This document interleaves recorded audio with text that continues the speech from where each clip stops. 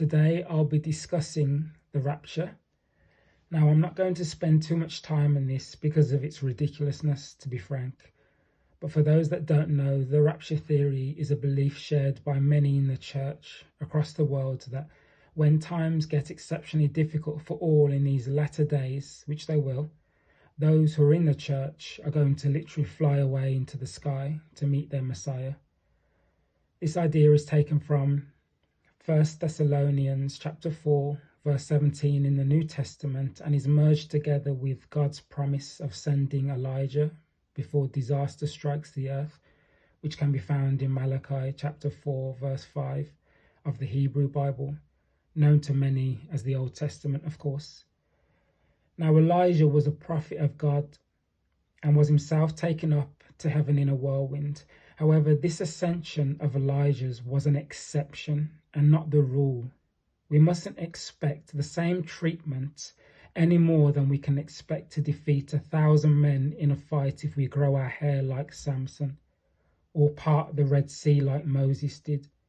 When we take a closer look at Elijah's life, which begins 1 Kings chapter 17 verse 1, you can read it for yourself. We quickly learn that he had to overcome turbulent times. For example, he went on the run when Jezebel threatened his life.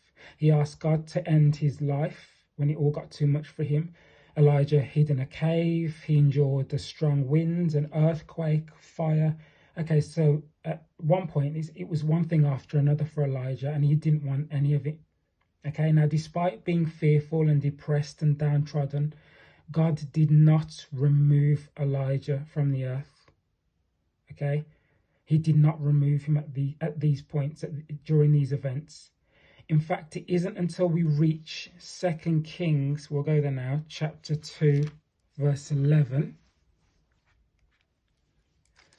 And it came to pass, as they still went on and talked, that behold, so Elijah's talking with his friend Elisha, and it came to pass, as they still went on and talked, that behold, there appeared a chariot of fire and horses of fire, and parted them both asunder, and Elijah went up by a whirlwind into heaven. So it isn't until, Elijah is living in relative peace, chatting to his friend cordially, that God lifts him up in a whirlwind. So what's my point?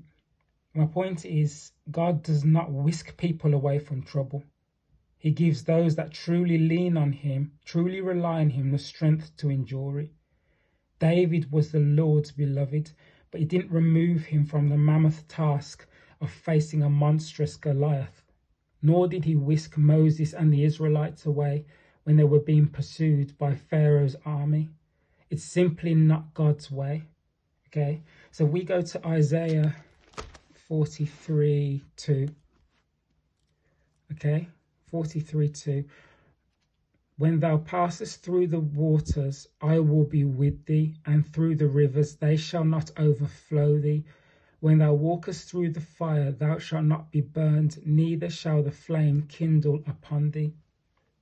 Okay, so God's telling you he doesn't remove you from the difficulty. Okay, he helps you get through the difficulty when you lean on him. He's made that abundantly clear throughout his word. Okay, so if you had the faith in God that he asks of you, you wouldn't fear that which is to come in this world, and you certainly wouldn't expect to fly off into the clouds when the going gets tough.